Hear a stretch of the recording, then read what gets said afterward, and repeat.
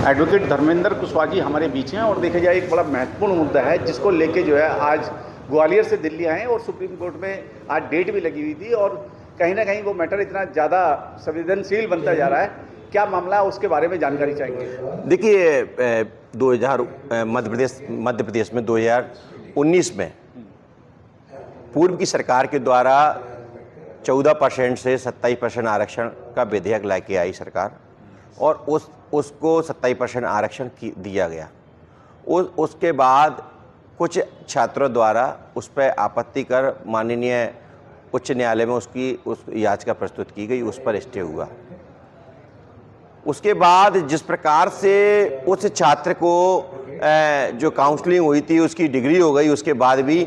कानून भी बन गया, उसके बाद आज दिनांक तक वो स्टे चल रहा है। तो कहीं ना कहीं जो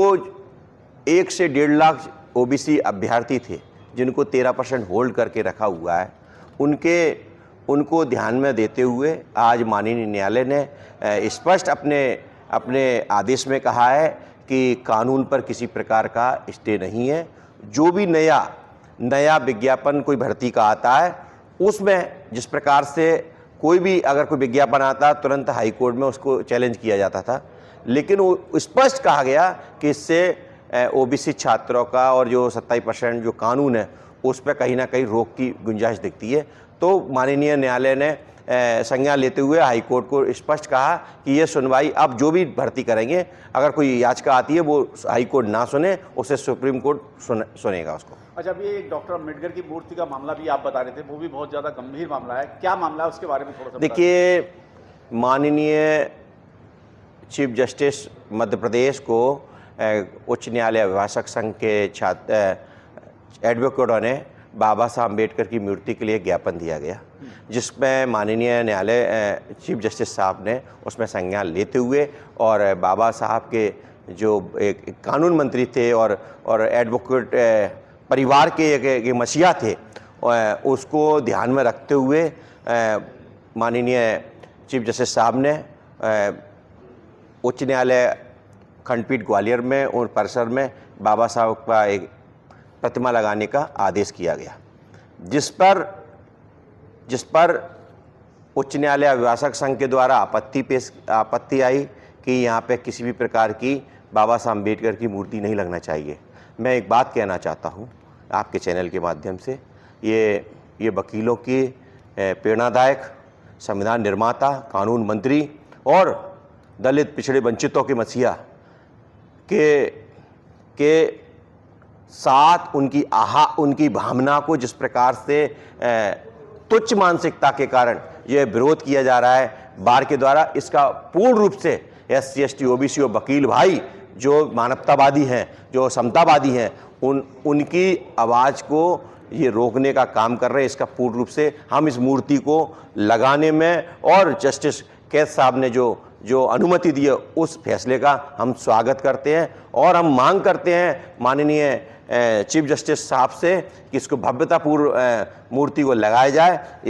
जिससे कि ये एकता जो तोड़ने की ताकत है जो बना रहे हैं उच्च न्यायालय अभिभाषक संघ में, जो जातियों में बांटने का काम कर रहे हैं, ये पूर्ण रूप से ये हम सक्सेस होने नहीं देंगे। ये हमारे एक वकील एकता का जो नारा हमेशा चलता था वो बराबर चलता रहेगा और बाबा साहब एक जोड़ने वाले मसीहा थे और आज भी बाबा साहब के हर शब्द में जोड़ने का काम किया है। बाबा साहब हमेशा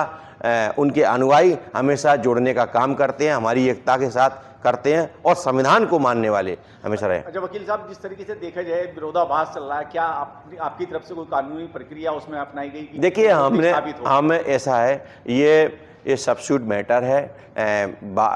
हाई कोर्ट का, ये हाई कोर्ट के द्वारा लगाई जा रही है। इसमें हमारी भावना को उन्होंने देखते हुए बाबा साहब की मूर्ति एक जैसे सुप्रीम कोर्ट में लगी हुई है, हाँ, जबलपुर हाई कोर्ट में लगी है, उसको ध्यान में देते हुए ये मूर्ति वहाँ लगाई जा रही है और जिससे कि ये देखना चाहिए कि बाबा साहब ने जो हमारे भारत का संविधान दिया है, जिससे वकीलों की एक पहचान है, वकीलों का जो व्यवसाय है, जो आज रोटी कपड़ा और जो हम पहने हैं, ये उनसे प्रतीक है। वो चीज़ बाबा साहब एक सिम्बॉल है हमारे लिए। तो ये विरोध करना पूरी तरह से तुच्छ मानसिकता है और इसके लिए हम कभी हमने अच्छा, जो थोड़ा सा खुलासा करेंगे कौन से जाति धर्म के लोग हैं जो उसके एक ही विरोध जाति में- विशेष के लोग हैं, हाँ। जो मैं उनको जाति विशेष इसलिए नहीं कहूँगा क्योंकि वकील जाति नहीं होती, पर लेकिन ये दिखता है कि ये जो सोच है ये मनुस्मृति से आने वाली सोच है, जिसके कारण ये विरोध हो रहा है। क्या लगता है अगला कदम क्या होगा कि जिस तरीके से देखिए विरोधाभास हो रहा है? विरोधाभास हो रहा है, हम इसमें पूर्ण रूप से, हम चाहे कुछ भी हो जाए, हम वकील भाई हैं, हम संविधान को मानने वाले हैं, बाबा साहब की मूर्ति लगेगी चाहे उसके लिए हमें आत्मदाह करना पड़े। क्या कितने लोग आपके हाई कोर्ट के वहाँ जो है ग्वालियर हाई कोर्ट में कितने लोग आपके समर्थन में हैं? हमारे साथ जितने सदस्य हैं उनमें से 90% हमारे साथ हैं, 10% हमारे साथ नहीं हैं, जिनकी सोच मनुवादी व्यवस्था के अनुसार है, जिनकी सोच जातिवादी सोच है, उनके साथ।